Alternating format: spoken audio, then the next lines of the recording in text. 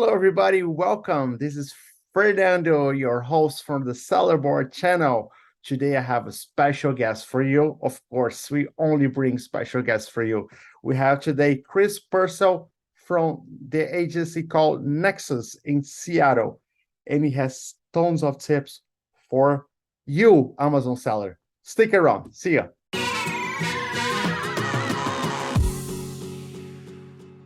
Welcome, guys. This is Fernando, your host from Sellerboard channel, and I have here a surprise for you, Mr. Chris Purcell from Nexus. Chris, thank you so much for being here. Hey, Fernando, happy to be here, and thanks for the invitation. Excited to have the Our conversation pleasure. today. Our pleasure. So, Chris, tell us about your story with Amazon so we can get started. Yeah, sounds good. So I'm the founder and CEO of Nexus Brand Group, which is a full service digital growth agency. And for the last 15 years, I've had experience in the retail and e-commerce section, which all have involved Amazon in some way, shape, or form. It's been from a competitor perspective at one of the leading brick and mortar retails on the buying team. I worked at Amazon for 3.5 years on the 1P vendor management team within the apparel space, where I was also head of promotions there, which will be very relevant to some of the conversation that we have today. And then I also was on Amazon advertising. Post Amazon, left, and I went to the brand side, was head of retail e-commerce section there, where they had a pretty sizable Amazon business both in the US and globally. And then I launched Nexus, which again, a full service digital growth agency. And we service 1P and 3P clients on Amazon, Walmart, Target, eBay, Zappos, and a host of other marketplaces Is it as well. is it easy to get into those other markets that are not Walmart's and Amazon? It depends. Some are open, some are closed marketplaces. Some too, like Zappos that I mentioned, even though it's not typically or traditionally thought of as a marketplace, we still service them. They're a pure play online retailer, but still falls within our overall purview. We do a lot of work within the apparel space, and in particular, premium brands within the apparel space, which is a natural fit for Zappos, of course. But Nice. we do work across all industries, not just apparel. Okay. How long have you had Nexus for? Yes, and Nexus was founded back in 2016. Started off again just doing 3P FBA consulting. It was actually kind of serendipitous. There was a brand that had called me that I was introduced to through my Amazon days, and they had just an FBA business. They didn't know what was going on. Started off there, and then over time, the agency has evolved. And today we're 24 people in total on staff, and we again do everything 1P, 3P All on over the Amazon. States, and you're based in Seattle. That's correct. In Seattle currently, where it's a beautiful sunny day here in October. And it's raining here in Miami. It's how things work, huh? So, tell me more about 2022. Is there like any tips that anything that you're seeing people doing wrong? Any PPC advantage that you're seeing some things working? And also, do you like apparel or do you like other niches too? Or you prefer to work with apparel? Yeah, a few questions packed in there. Let me start from the back and then work in reverse. So in terms of apparel, it's a natural fit for us given my personal experience within it. We've really developed an expertise within that segment. That being said, it is a very complex category to run on Amazon or any e-commerce platform due to the nature of the SKU intensity and the variations that come along with that. One thing particular within our client base too is that there's a mix between promotional and non-promotional brands, and most of them do sit on the more premium space. So with that, we have to be pretty creative when it comes to how we grow those brands, both through one thing that you mentioned, PPC, and then also content as well. Apparel in particular is a very emotional category. And so the focus on having optimized content that tells the entire brand story, along with being able to showcase all of the unique selling points of the product, is very critical for us. Unique selling points, guys. Pay attention to this.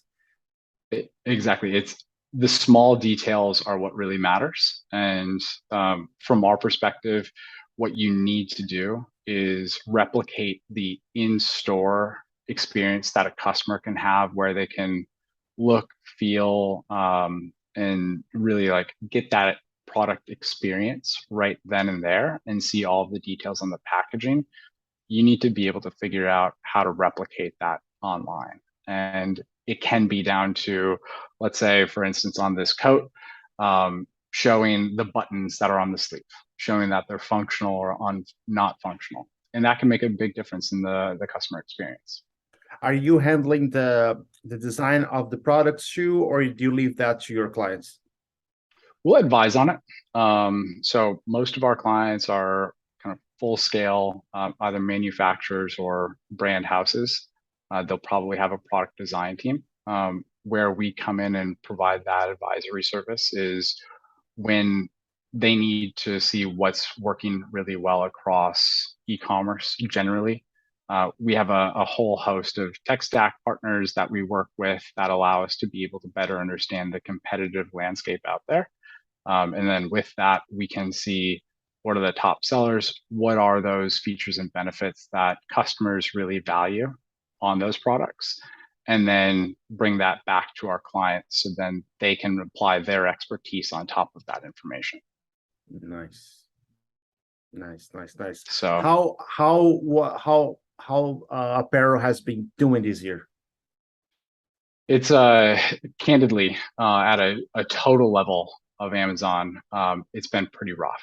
And I think a lot of your viewers and a lot of people who are very in tune with what's going on at Amazon dug through the last earnings reports and the last few earnings reports, quite frankly, and I've seen some troubling information within the retail sector of Amazon. Last quarter, I believe, was one of the first quarters on hand where Amazon did not grow year over year within the retail sales. And we've seen some data, again, at a total level, depending on the category, showing that Amazon has had some softness to last year, both in terms of search volume, new customer acquisition at a total level, and then some OPS or GMV for specific brands. Within our area, we've actually seen pretty strong growth. Typically, we're outpacing the category kind of at benchmark 3 to 4x. And a lot of that is attributed to some of the more creative work that our team applies and a unique strategy to be able to make sure that we are exploiting every ounce of growth that we can from the platform.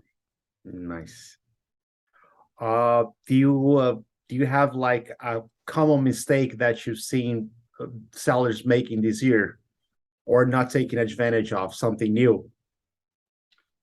So obviously, as you know, and your viewers know, there has been so much that's developed this year in terms of capabilities from Amazon, information that Amazon has released to brands. I would say the common mistake that we see across the board is people just resting on their laurels, and whatever has worked in previous years will likely work this year.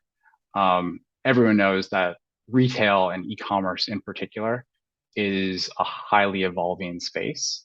And so to do your business strategies. And some of the changes, that have occurred this year from Amazon's side is they've released 2 email platforms, of course. The first one being manage your customer experience, coming out of your followers from Amazon posts. We've seen that to be reasonably effective in driving awareness to already existing customers.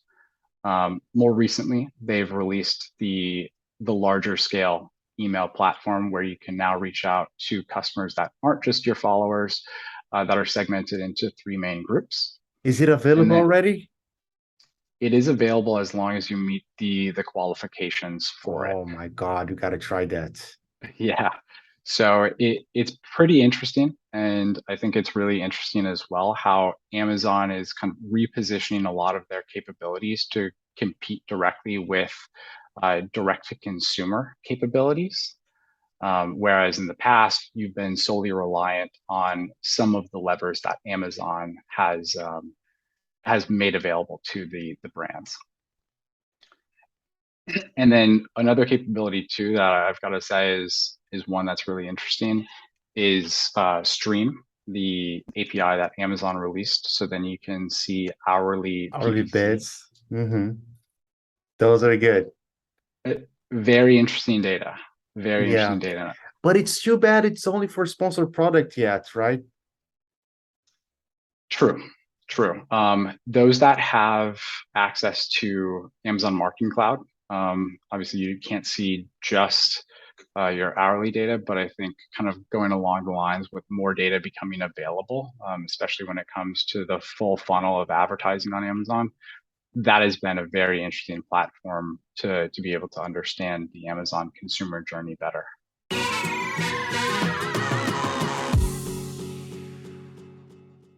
One of the things that I really like about Stream is that you can notice some hours like Saturday nights, your ACOS spikes so high. You're like, just stop bidding on Saturday nights, you know?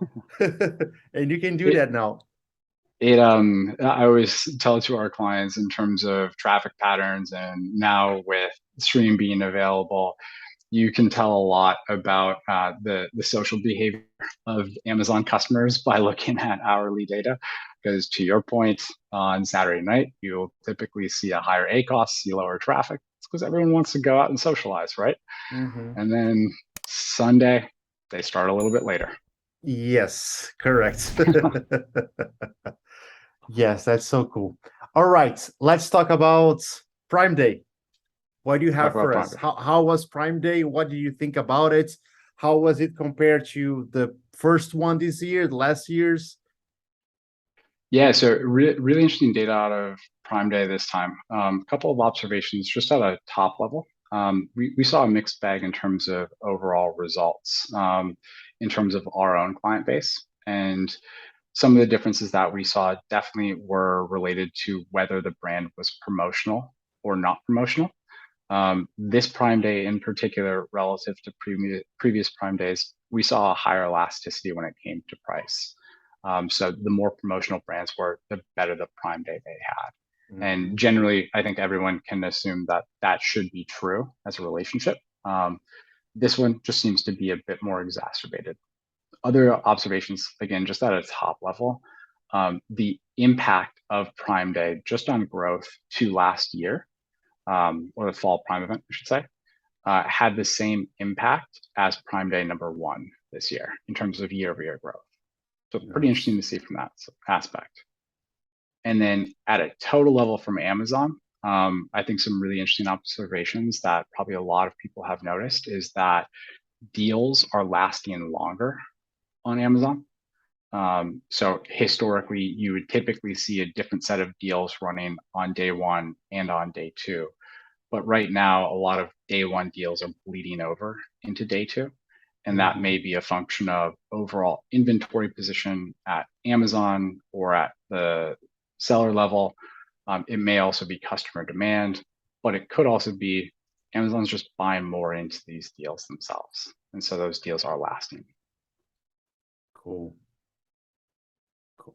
So it was a good Prime Day 2 for you and It Nexus. was it was a good Prime Day. We were happy with the results, and all of our clients were happy with the results as well.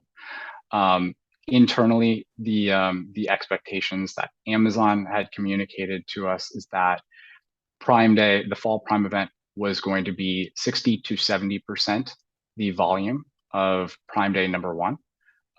We did not see that relationship within our client base, and there weren't any material differences in terms of overall activations between the two. So from our side, it looked to be relatively strong compared to Amazon's expectations. Nice. I have a question for you it's something that I've always been curious because when I started on Amazon, and people are like choosing your niches. People are like, don't go into apparel because the return rate is 30%. Is that true? Varies by category. Quite frankly, we see some categories have higher return rates. Some have substantially lower return rates than that. I think it all comes back down to understanding not only the Amazon consumer, but also the consumer of your particular brand and the mix of new versus returning customers within that as well. Which, by the way, it's accessible at a total level. You just have to be clever about how you pull it. And so if you understand the mix of that, that then should adjust your return expectations. But if, let's say, you are in a category that has high variations, a lot of different sizing, you also see a high rate of new customers coming into your business, you probably will have a higher return rate because people are coming in, finding a great deal. They might buy two different sizes so then they can understand what the right size is, keep one, return the other. That's fairly common. Yeah. And that's a lot of rework because once you get the item back, you have to repackage, you have to make sure it's in perfect condition so you can resell it. I have another question for you. A myth that I heard about a gentleman, a Brazilian gentleman, lives here in Florida, that worked at a fulfillment center. And he told me there was a scheme that people would buy two pairs of jeans, expensive, like luxury brands, and they would ask for the return of the two items. But what they would do is they would keep one pair for them. They would cut the jeans in half and they would repackage like it was two pair of jeans, but actually was one cut in half. And so the guys at the fulfillment center were like, "Oh yeah, he returned two packets. Here are the two packets. Let's put back to resale." And then they realized those packages was half of a pair of jeans. That's crazy. I would say that myth may not be busted. I can't say that I've heard specifically about that one, but interesting. Interesting. I don't know if that's true or not. All right. To be fair, there have been people who have been caught of more egregious things than just that. There's the one that was publicly came out maybe 3-4 years ago. I think of a couple that was out of Indiana that had purchased over $1 million of stuff on Amazon, I believe, over the course of the years, and had reported back to Amazon that they never received it, and then they resold it on other marketplaces. Did you ever hear of that? No, first time. That's crazy. Yeah. That was an interesting one. And I also heard lots of stories that people were buying like fancy sunglasses and just returning like generic ones that we get at the gas station. I wouldn't be surprised. I wouldn't be surprised. And I think that to that point, Amazon does need to figure out a little bit better return mechanisms or validating the actual return, because I wouldn't be surprised if that issue was used quite vastly across multiple industries. But their fulfillment centers are so automated that they can't go in and individually process every single unit. So that will lead to a lot of issues like that. But yeah. All right, let's talk about good stuff. 42 days for Black Friday. So we're getting to the holiday season. I want to hear everything that you guys are preparing for this holiday season. Any tips for the sellers? Any tips for us? We want to hear everything. Sounds good. Yeah. So this will be my 10th Q4 of directly dealing with Amazon, which I think in Amazon years or in regular human years, that should be something like 40 different years. I've aged quite a bit over the last 10 years. But I think the key focus when it comes to having a successful Q4, and this is something that we did at Amazon, once October 1 hits, we would do daily stand-ups at Amazon, and that's a practice that we have maintained outside of Amazon. Our agency does that as well. And in that stand-up, it's a pretty basic check of all of our clients' businesses. So we'll go through and then we'll search category level, brand level to make sure that the customer experience is upheld. And I think just Guys, foundationally, hold on, Chris. Customer experience. It's the second time that I hear this week. Focus on it, customer experiences. absolutely. I think that Amazon has done a lot of things right, but I think one of the things that they have said publicly that a lot of folks should focus on is have the obsession over your customer and make sure that you have the best possible experience for your customer. Don't worry too much about what the competition is doing. Make sure that what you offer to the customer is the best possible offer that you can put out there. And that includes price, that includes inventory position, that includes PDP content, and making sure that you've got everything optimized to the best of your ability.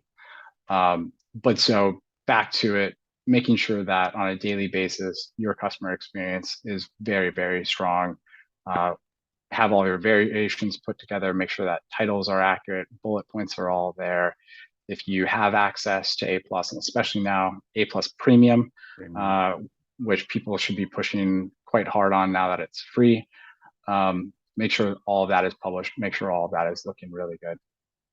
Then obviously, if you're a third-party seller, one thing to really focus in on, Amazon is notorious for taking down listings, which everyone knows is a common issue.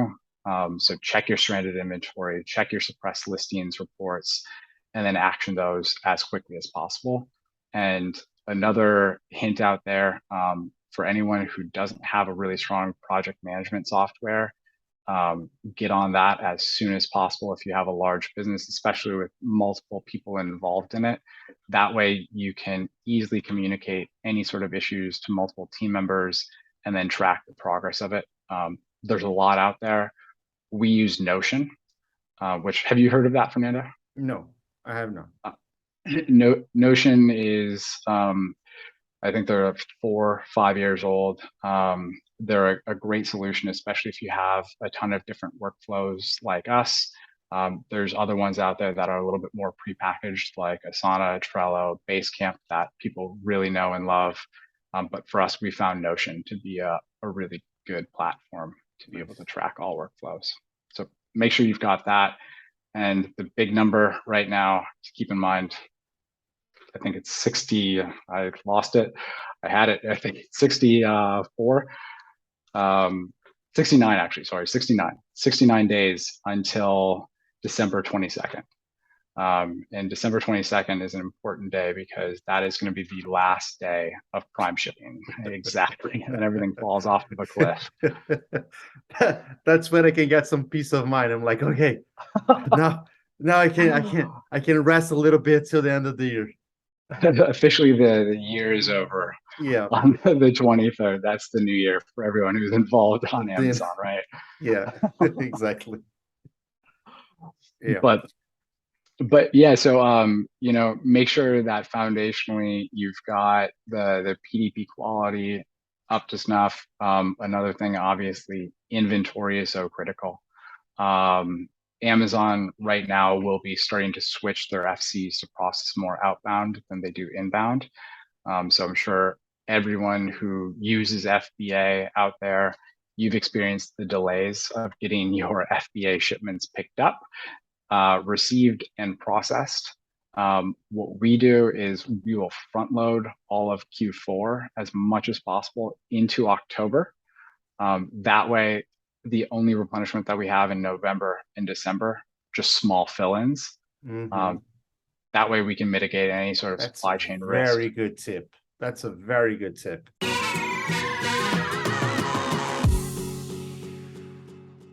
I was thinking 10 days before Prime Day, before Black Friday.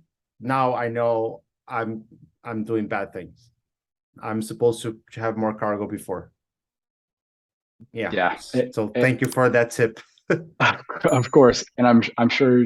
Have you seen the inventory limits constrain your businesses at all on FBA? That's a good idea. That's a good idea. Always double check those things.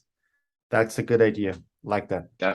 Definitely. And if any of your followers out there have an Amazon manager, even on the 3P side, if you have an SAS or if you have an assigned manager that might be part of international expansion, you can request an ad hoc inventory limit override, and they can actually increase your limits. Oh, good tip.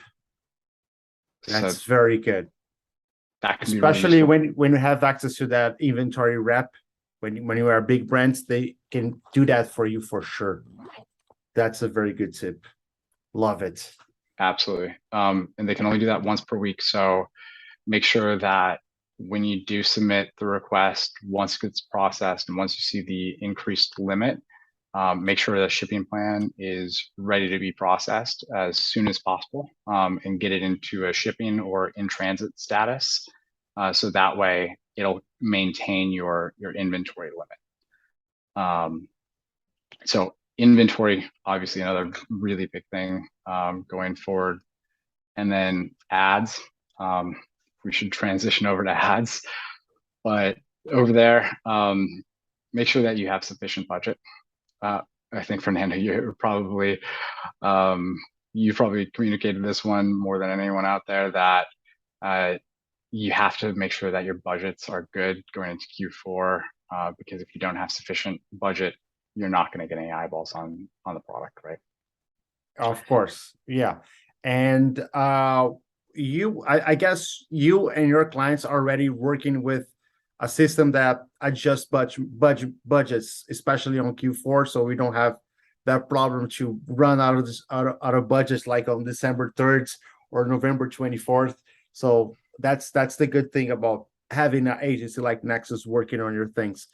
Um, Tell me about what do you think are going to be the challenges for 2023 and where is Nexus going? Great question. So I think there's a lot that is unknown right now at a macro level, in terms of the challenges. Right now we've seen some troubling CPI, PPI data that have come out recently. So that's out of our control, but within our control, what do we expect out of next year? I think that there's going to be a larger emphasis from Amazon to have a better direct connection with Amazon customers. I think one of the issues that Amazon has realized is, with some of the data that they've released this year, or that we've seen rather, is new customer acquisition has been a challenge for Amazon onto their platform, despite some of the Prime subscriber numbers, mostly related to the content that pushed out. But on the retail side, a little bit more challenging. So more emphasis again on reestablishing that customer connection. And I think being able to develop a smarter way of direct marketing to those customers through email platforms, and then also with all of the new placements on PPC. I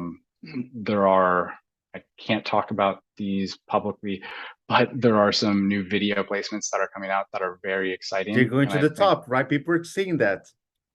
So SPV on the top. Yeah, we're seeing that. We there's saw those, those tests. I there, don't know if you can talk about it. Also SDV now supposed to display video.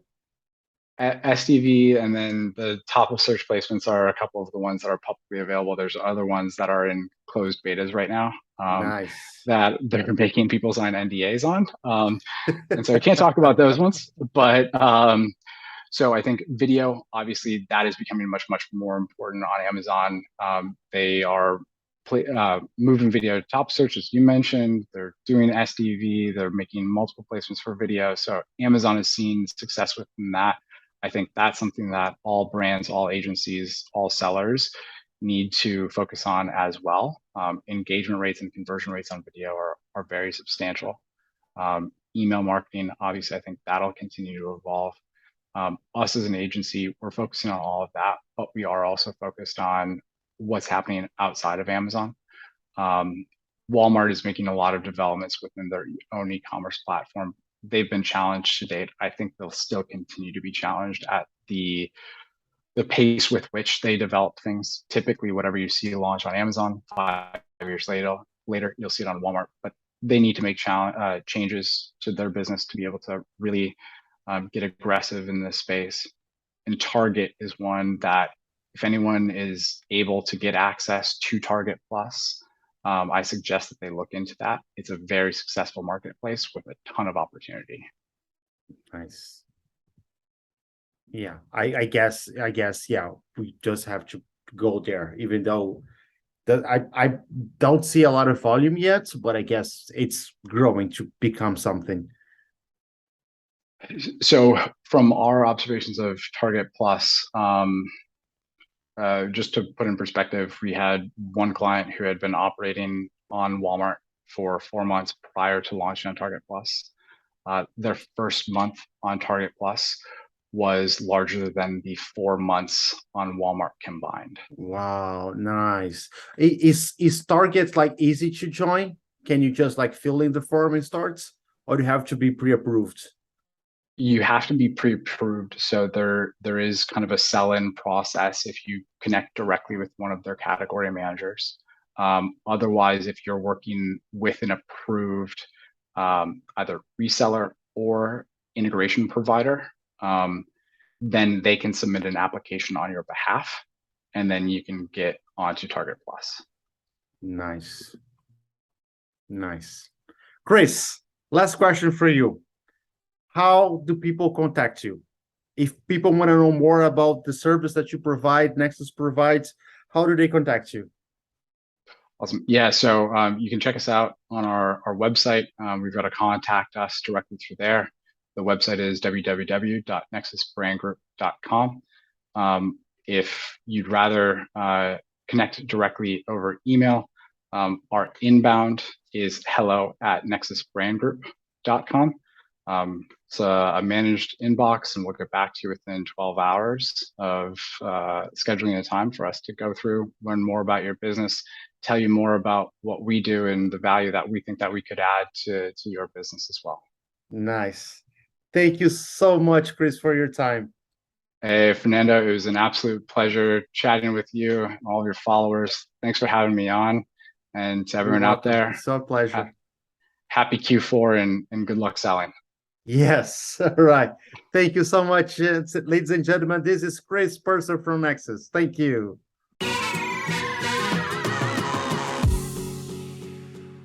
And that, my friends, was our interview with Chris Purcell from the agency Nexus.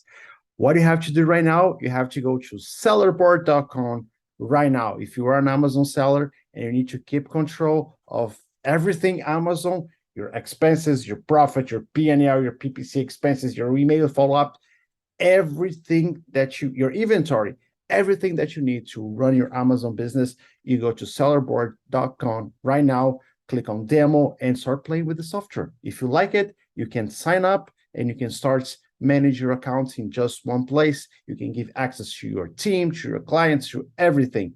It works like a charm. Go there, sellerboard.com, and I'll see you guys on the next video. Bye-bye.